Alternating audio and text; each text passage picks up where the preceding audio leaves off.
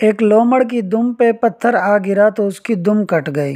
ایک دوسرے لومڑ نے جب اسے دیکھا تو پوچھا، یہ تم نے اپنی دم کیوں کاٹی؟ دم کٹا لومڑ بولا، اس سے بڑی خوشی و فرحت محسوس ہوتی ہے، ایسے لگتا ہے کہ جیسے ہواؤں میں اڑ رہا ہوں۔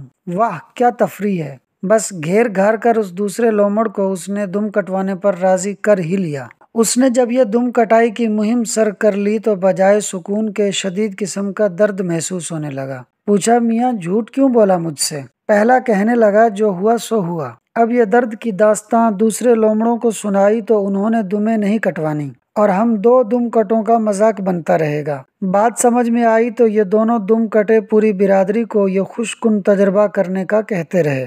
نتیجہ یہ نکلا کہ لومڑوں کی اکثریت دم کٹی ہو گئی۔ اب حالت یہ ہو گئی کہ جہاں کوئی دم والا لومڑ دکھائی دیتا اس کا مذاق اڑایا جاتا۔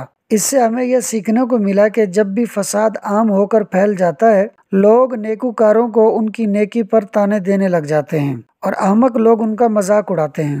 حضرت کعب رضی اللہ تعالیٰ عنہ سے روایت ہے کہ فرمایا، لوگوں پہ ایسا زمانہ آئے گا کہ مومن کو اس کے ایمان پر ایسے ہی آر دلائی جائے گی جیسے کہ آج کل بدکار کو اس کی بدکاری پہ آر دلائی جاتی ہے اور شرمندہ کیا جاتا ہے۔ یہاں تک کہ آدمی کو طنزاً کہا جائے گا کہ واہ بھائی، تم تو بڑے ایماندار فقیہ بندے ہو۔ بگڑا ہوا معاشرہ جب نیکوکاروں میں کوئی قابل اعتراض بات نہیں تلاش کر پاتا تو ان کی بہترین خوبی پہ ہی ان کو آر دلانے لگ جاتا ہے۔ کیا لوط علیہ السلام کی قوم نے نہیں کہا تھا، نکال دو لوط کے گھر والوں کو اپنی بستی سے، یہ تو بہت نیک بنے پھرتے ہیں۔ یہ ہمارے معاشرے کی حقیقت ہے جس میں ہم جیتے ہیں۔ اللہ تعالی ہمیں سچا اور اچھا انسان بنائے، آمین۔ دوستو، ویڈیو کو اینڈ تک دیکھنے کا شکریہ۔ ویڈیو کو لائک اور شیئر کر دیں اور چینل کو ضرور سبسکرائب کر دیں۔ چینل کا نام ہے فاسٹ سنو 4296۔